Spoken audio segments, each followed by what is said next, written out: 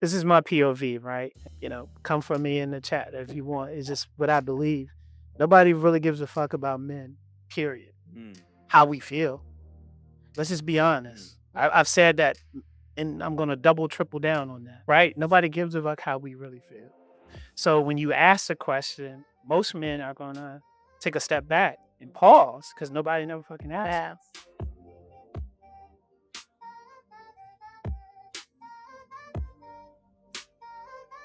Yo, what's good, family? Welcome to another episode of the Late Night Traffic Report. I'm your boy, Mr. Sincere. And I'm your girl, K. Callie. and I'm Big Mike. Let's just jump right into it tonight. Your car tells you when something's wrong, but guess what? Your body does as well. The difference is most men ignore one of them. Let me ask you a question, fellas, and let's just be honest. If your check engine light came on tomorrow morning, what would you do? Most of us would immediately schedule an appointment because we understand something very simple. Ignoring a warning long enough, then eventually it becomes a breakdown Mm-hmm. and we just can't afford it. But when it comes to us as black men, we ignore warning signs every day, whether it's the headaches, whether it's stress, Mm-hmm. whether it's the sleepless nights, whether it's the anger, the high blood pressure, the chest pain, or the excessive drinking. Or what we see a lot in our community and especially in our homes, the emotional numbness. And we just do, we ignore it by just saying it's just life. But tonight, in honor of what we're calling Black Men's Health Month, we're going to talk about the warning lights, the warning flashing lights in our lives as Black men across the country, and the cost of pretending everything is okay. Do you know what the most dangerous lie Black men tell themselves and other Black men? What is it? I'm I'm good. good. Mm. Yeah. I'm good. I'm good. It's easy. I'm good. Right? You just think about it. How many times somebody I called can't. I you can't count. or you call someone? Can't count. How you living, family? You good? Like some of us even put it in there, right? You good? Without Fam? reading. You good, fam? Exactly. So we immediately respond with I'm good. And the reality is we're not good. Because Black men have masked the persona. It's part of our survival kit or our language. Mm-hmm. No matter what we're going through, Mm. It's a true statement. even if we are completely exhausted, Yeah. even if we are tired, Mm-hmm. tired of being tired, we're going to say we're fine. I'm good. Even when we're depressed, I'm good. even when we're lonely, I'm good. even when we're breaking. I'm good. Let's talk about that. Let's talk about why, especially this month, but let's not just limit it to Yeah. 12 months. it's 12 months, 12. 365, 366 plus on a leap year, right? Mm-hmm. Why do we as Black men minimize pain? I'm gonna start with you, Mike. Then Carla. I definitely Okay, have let to your take guard. first. I want to come to you because I want to get your perspective from a woman's perspective Okay. in a support role to your husband, your father, grandfather, uncle, etc. Yeah, I'm gonna give a couple of scenarios. The first one is that's what we always seen. Mm. That's how it always has been in our community, from single man to married man. Mm-hmm. It's always been you have to carry the burden. You can't show a sign of weakness or show emotions. Um, I just seen something coming here. I can't remember who did it, but they were talking about women. It was another sports guy Mm-hmm. talking about he needs to stop being so emotional. See, we put that pressure on each other, saying it's like a book. Like, why he can't be emotional? Mm. Why he got a hold in his emotions? Yeah. That doesn't make him less of a man because he's crying. Yeah. Because he has emotions. But we put that stigma on each other. And women, of course, if you look at him, he's African American, but of course he's from France. But we put a lot of pressure on each other because we say we can't have any emotions. We shouldn't cry. We uh shouldn't call in sick from work. Uh we have to keep fighting through whatever we're going through. And I, some of the things you went through, depression, I used to say I'm good. When I was going through my prostate situation, I didn't even go to the doctor because I kept saying I was good. Mm. Oh, you were already diagnosed and you still didn't go to a doctor, or Before, oh, but you some of the warning lights were on, oh yeah, for sure. But you, but I yeah, was good.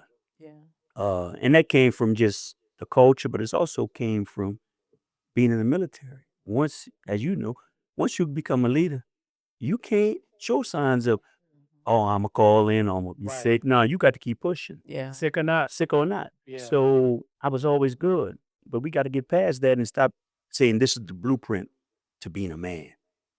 Let people be people and let them be emotional if they need to be emotional. Let them get through their trauma or their pain in their way.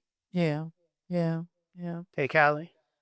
Yeah, I agree from a support perspective. I definitely think with men, and I think it even starts with our boys, we have to carve out space for boys, for men to show emotion.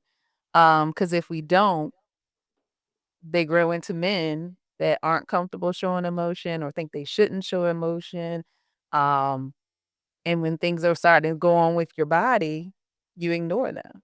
And we know that, early detection with, cancer and other diseases and illnesses save lives. So we got to make sure that, definitely from a support perspective, that we're encouraging going to the doctor, that we're setting up those appointments if that's what it takes, encouraging.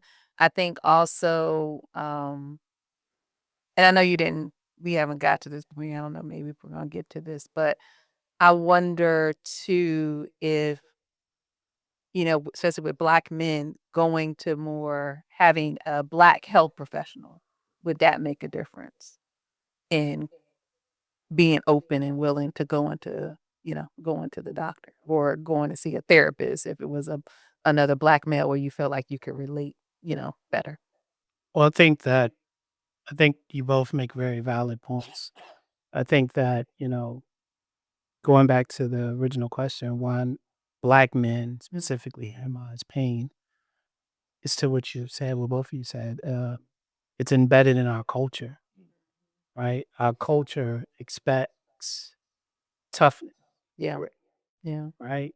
Our culture expects, as we all have heard the saying plenty times before, hey, I'm just playing the hand that I was dealt, right? Our culture doesn't allow us to take days off, right? Our culture doesn't allow us to say, hey, I need somebody to sub in. It just doesn't. When you think about it, it's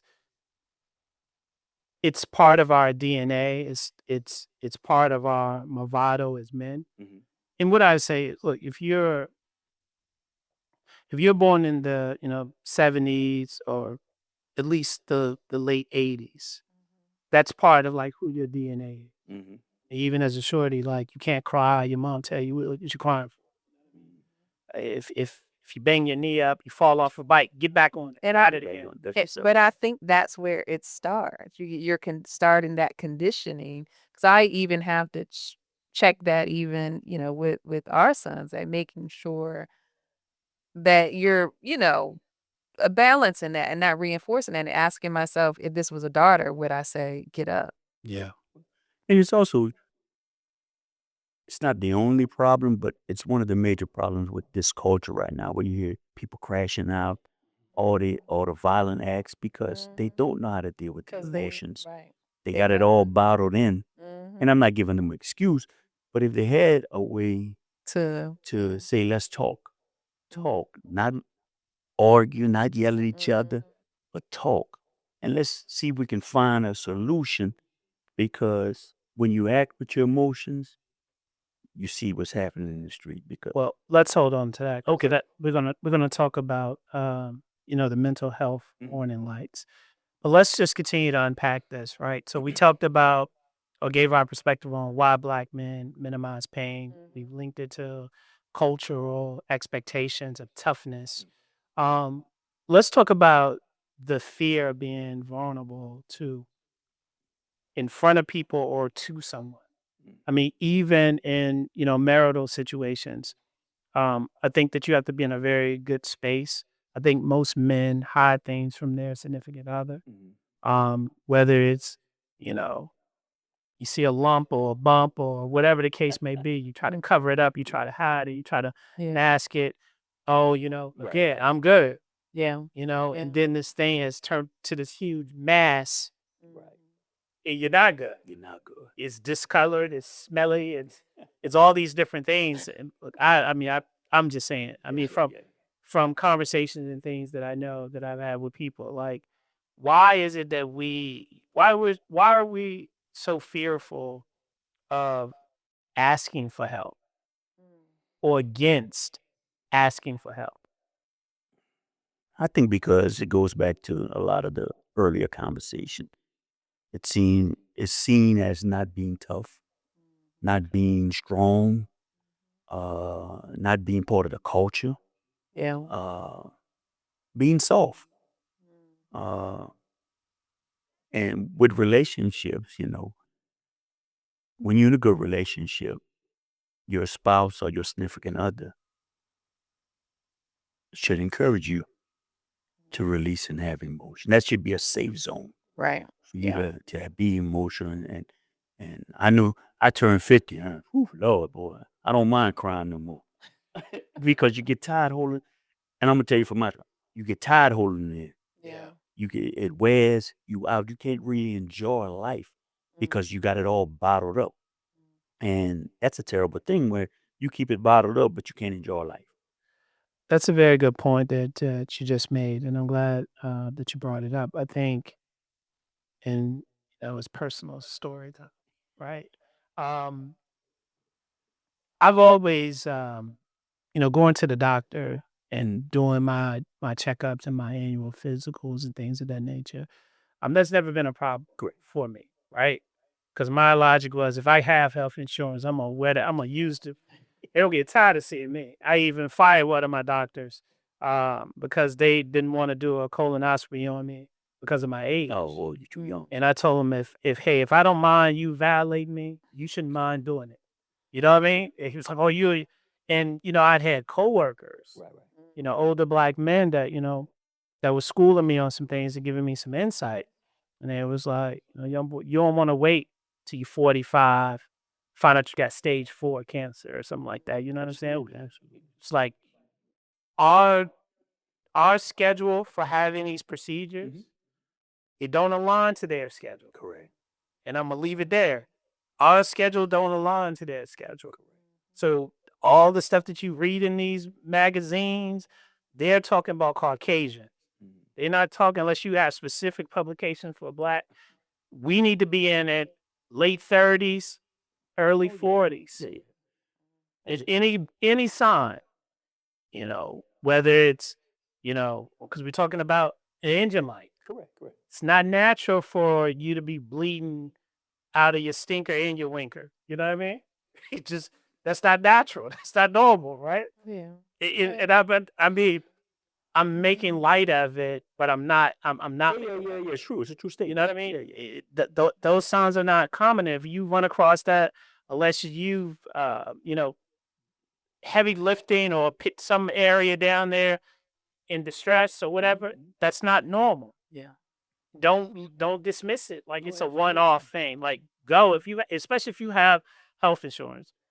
The worst thing you can do, I'm talking to all the brothers out there, the worst thing you can do is have health insurance and don't go to the doctor. Yeah. That's the dumbest shit you can do. If you can't get a doctor that's willing to do a procedure, even if you Google it, or if you Google it and you get very specific, or chat GPT it, or whatever you do, Mhm.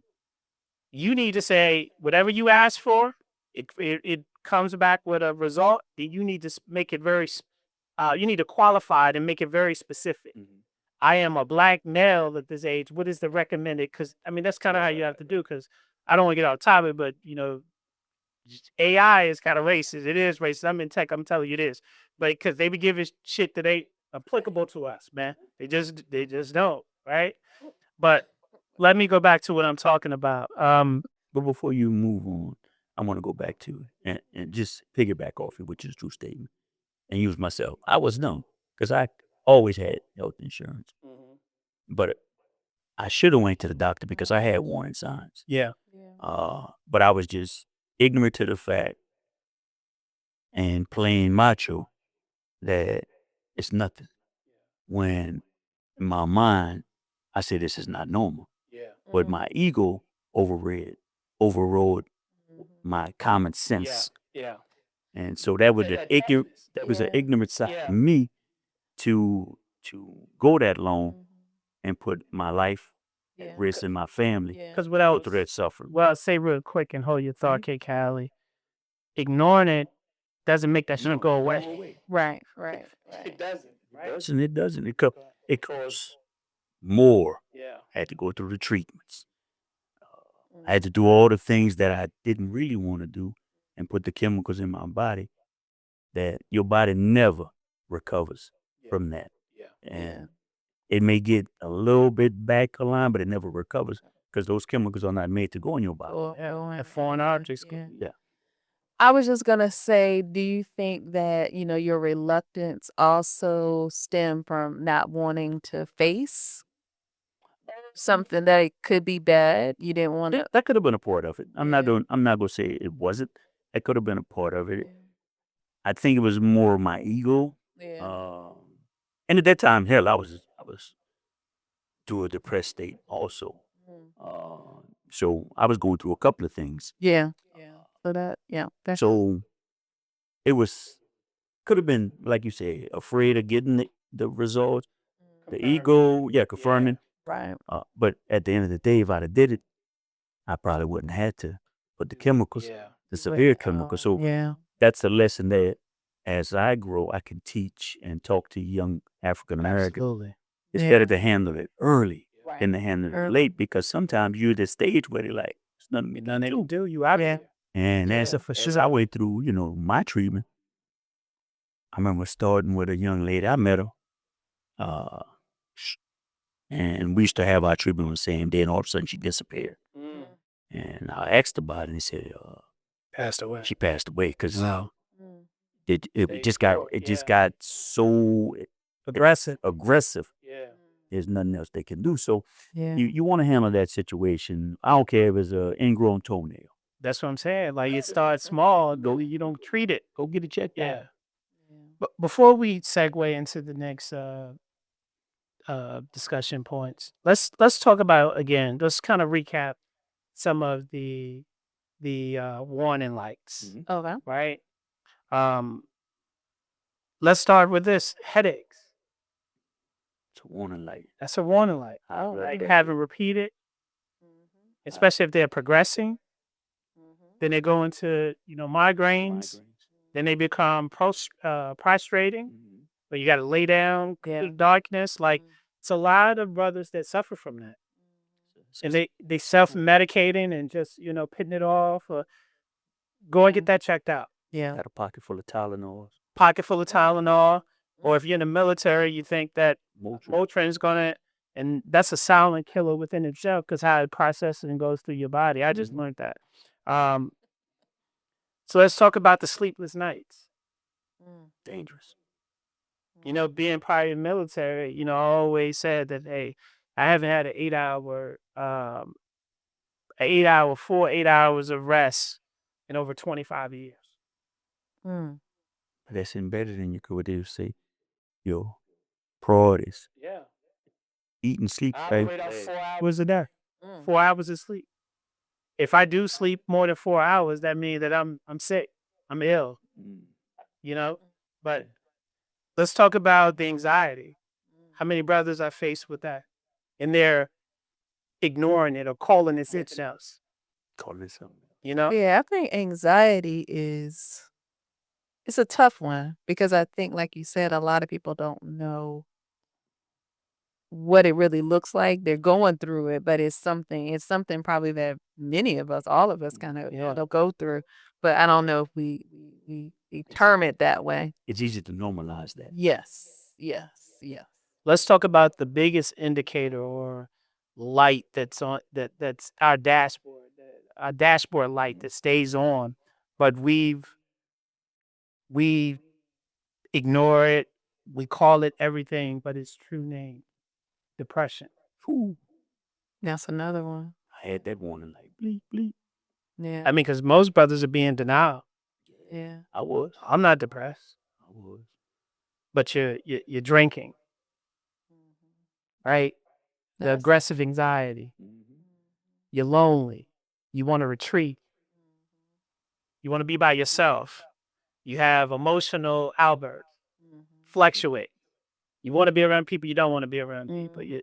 Yeah, you naming all myself. It didn't boy. The drinking, phew, Then the high blood pressure. Mm. That's a killer. it goes with the headaches. Oh, oh yeah. I mean, For that's sure. something personally that I do. Mhm. You know, I already had the migraines from the military, but then just a year ago, I started experiencing high blood pressure, and I've been relatively healthy all my life.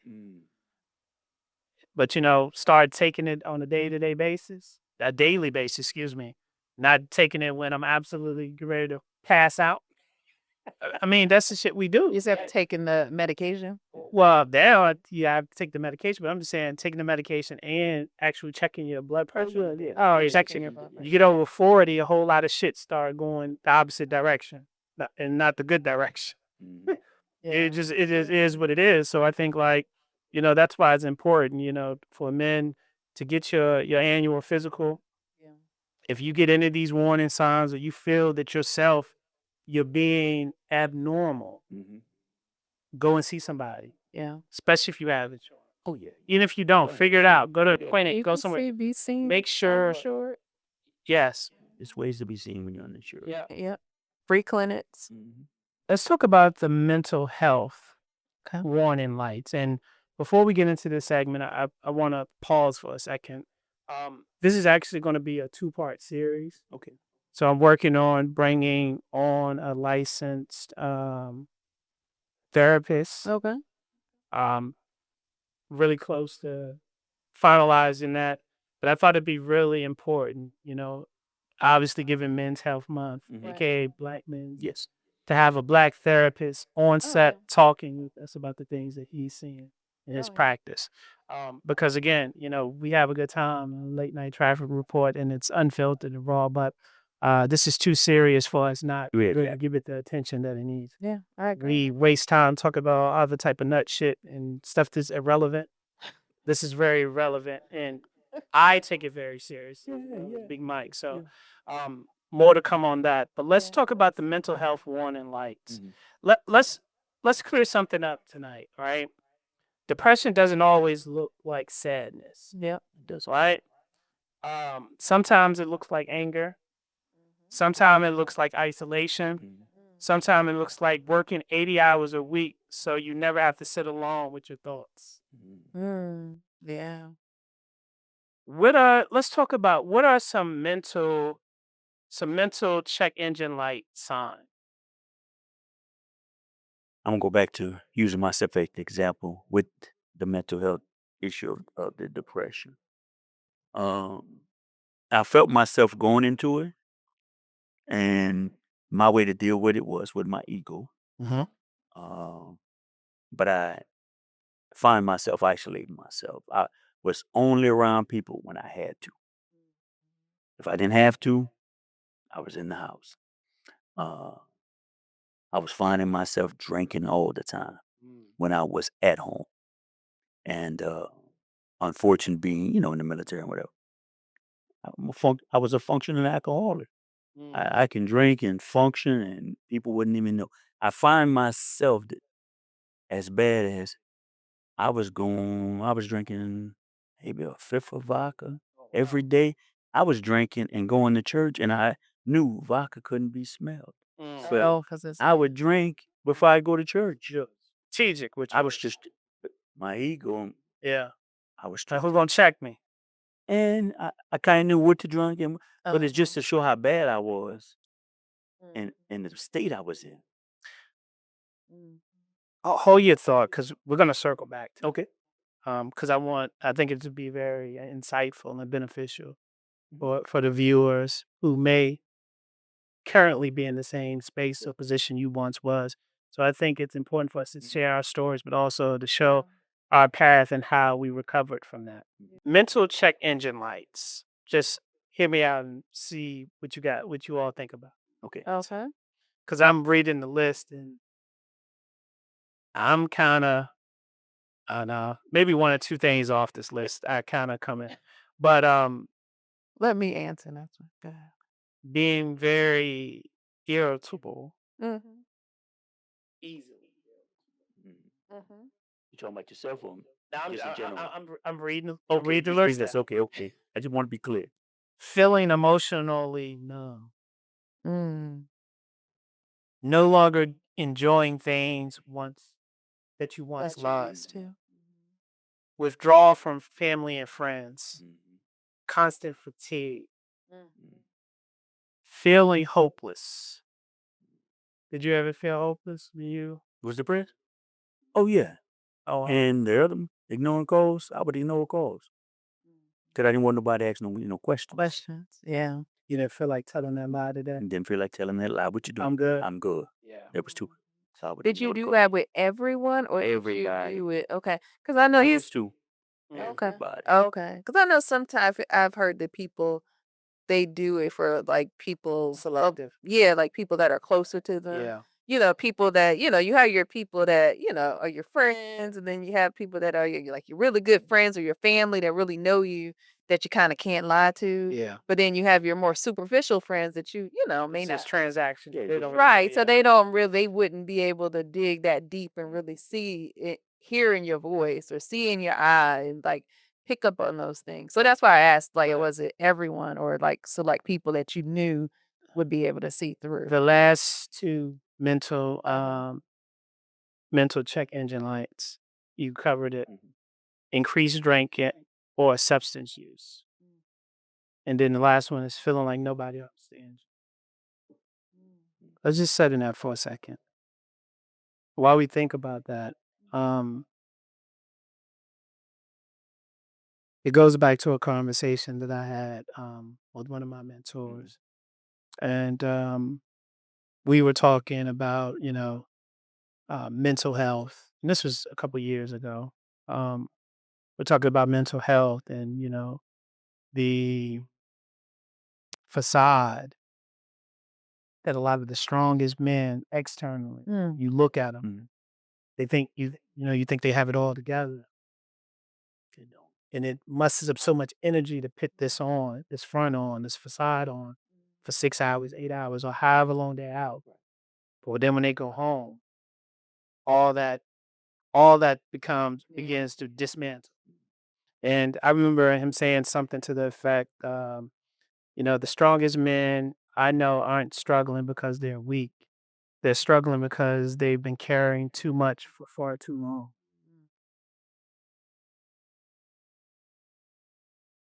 yeah. So you all think about that. Hmm.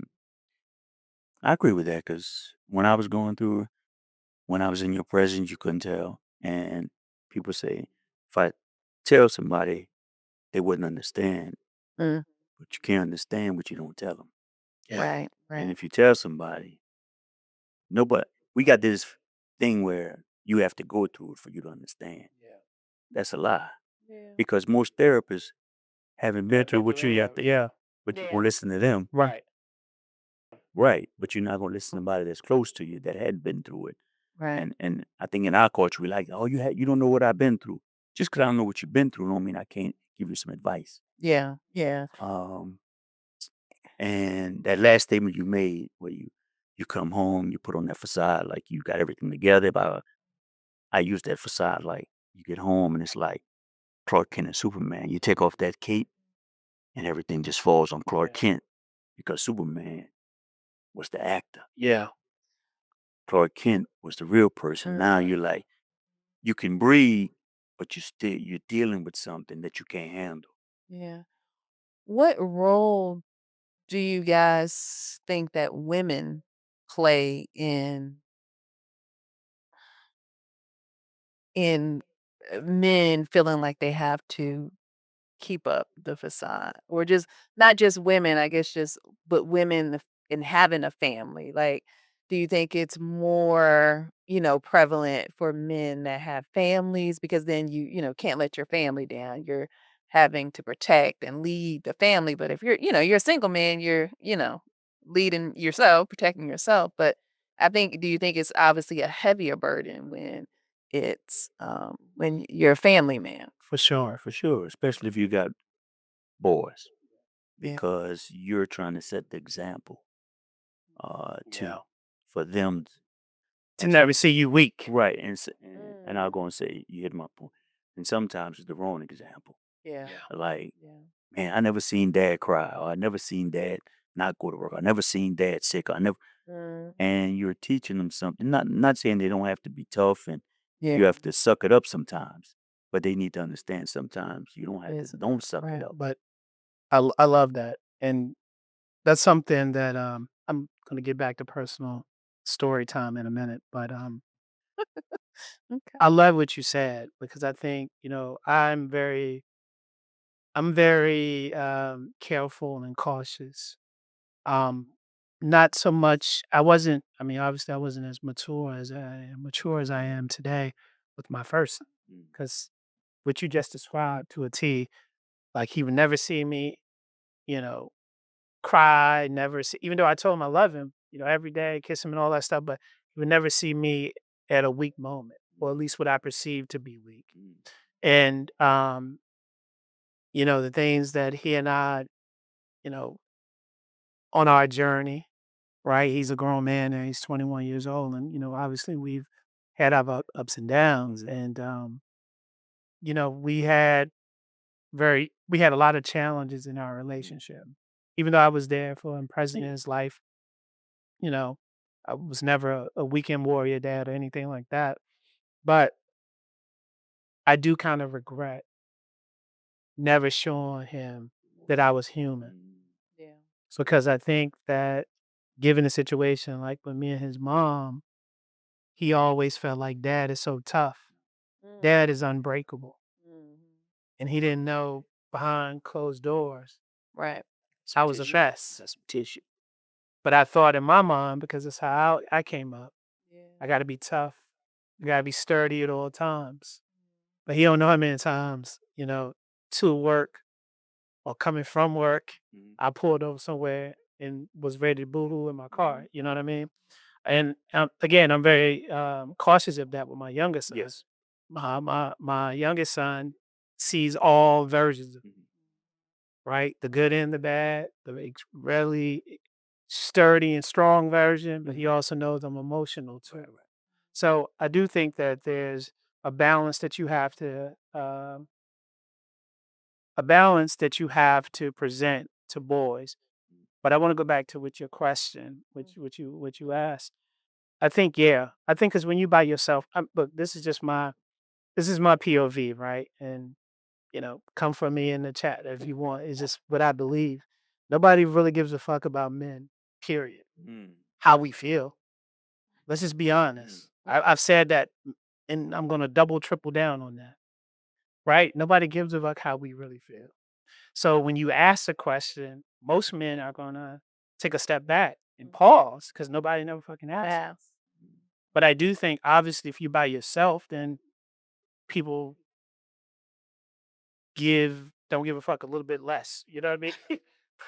But if you got a family, Mhm. boys, girls, mix or whatever, of course, it's tremendous pressure on.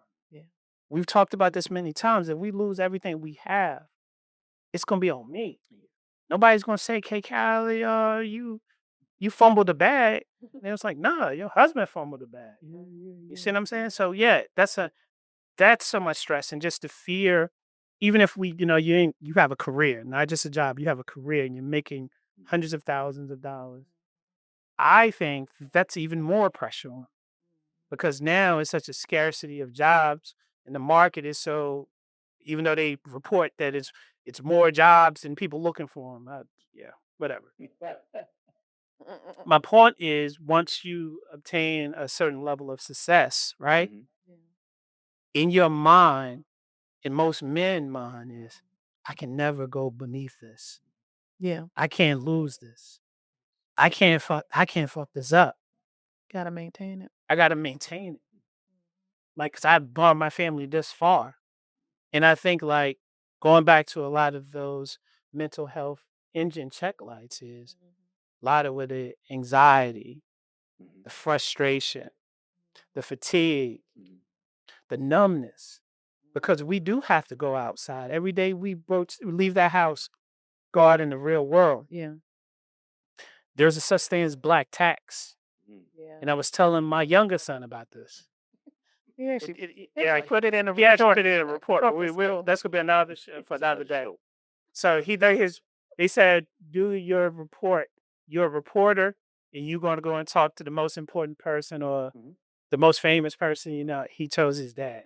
That's good. He chose his dad. That's good. So, Oh yeah, I love but that. for those of you who know his dad, I had to kind of scale it back a little bit because he's in the fourth grade. A lot. Where it was still probably too much for his very white teacher. You said we knew you. All right. Right, you know what I'm saying? But I still put buzzwords in there. Black tax. It was like, who is your idol? Malcolm X. Muhammad Ali. Right. But anyway, a point what I'm making, the point that I'm making is there's a balance that you have to do. And I think there's a fear in black men when you are the head of your household, right? And it's even how we interact at work, the things that we do at work, the things that we take. You almost have to reduce yourself a little bit. Oh yeah. You know what I mean? You have to reduce yourself a little bit just to make it because I always say for us, people that look like us, in order for you to rise through corporate America, you have to be exceptional. Oh yeah. Not fucking average. You got to be exceptional to compete with their mediocre and average. You can look at all levels of the government and all across corporate America and know that I'm not lying, right? So just think about the mental anguish, the mental stress that has Yeah. on you, on your mental, right? Yeah. Think I got to be just right. I got to be just right in my tone and my pitch, but I have to be damn near flawless every day. So they won't use something against me to try to fire me, demote me, withhold a promotion. Just think about the stress that and the anxiety that builds. And Right. Yeah. And in ways I feel like sometimes it's, in the workspace and in corporate America, it can kind of appear that it feels like they're looking for things to say, aha, I knew you didn't belong here. exactly. Oh, yeah. To find those aha moments, instead of just accepting that, yes, you are talented, you are all of these things, and you are African American. And before you move on, we'll go back to the emotion that we was talking about with our sons. And Yeah. for those fathers out there that are watching, one of the best lessons you can ever teach your son is the emotions. To show How to them control. how to control them, but to show them if you cry in front of them, that's a good lesson. Yeah. Here's why it's a good lesson. When they get emotional, they'll come to you and not mom. Yeah. Because they Yeah. say my dad is young. My Yeah. dad, I seen him Yeah. break down. And I'm not saying just break down for nothing, but just Yeah. show him that it's all right for you to But have show some 'em that emotion. Yeah. Because he'll come to you and say, Dad, Mhm.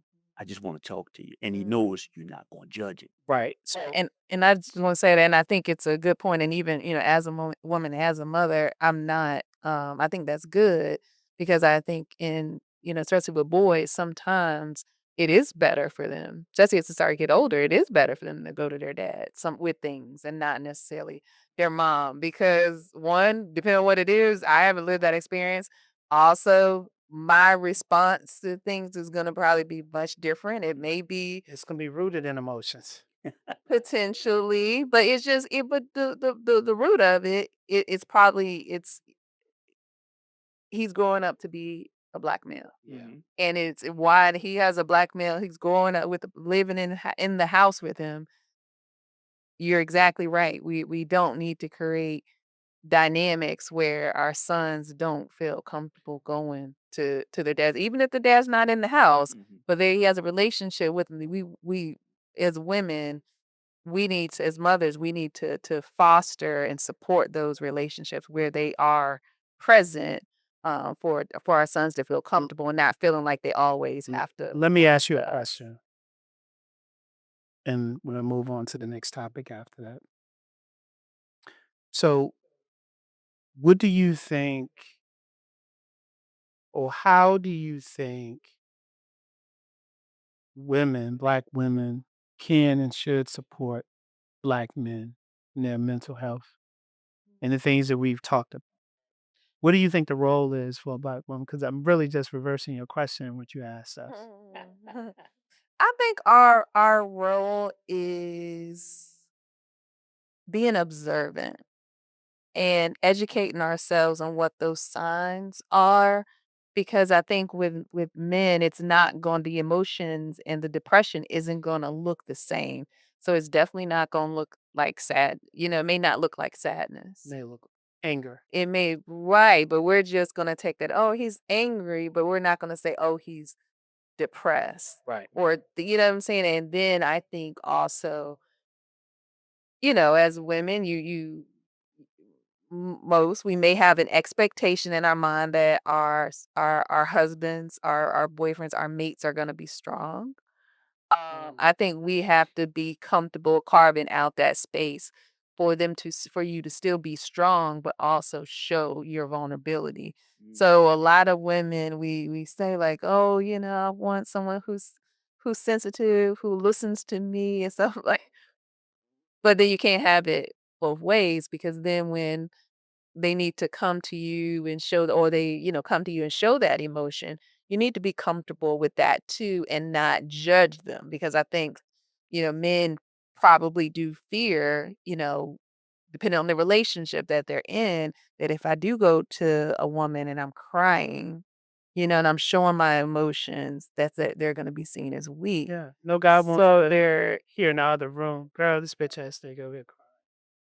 Nobody wants to hear that. right, and that's what someone would do. They would put us phone on their life and call their girlfriend and say, he came home, he was crying in And my he's still lap. crying. He upstairs crying now.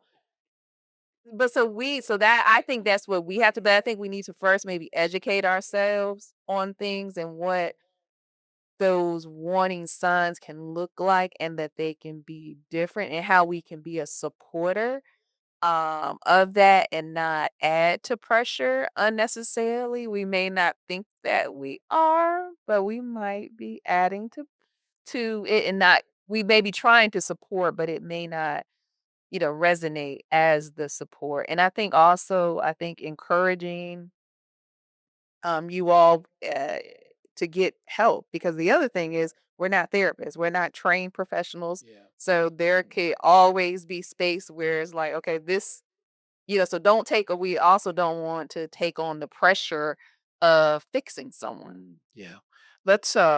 Let's move to the physical check engine lights.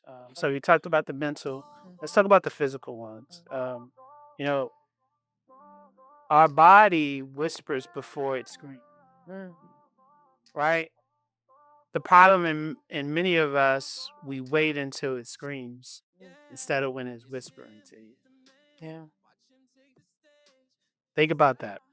Swagger, all the rage. It's in the man, can't ignore.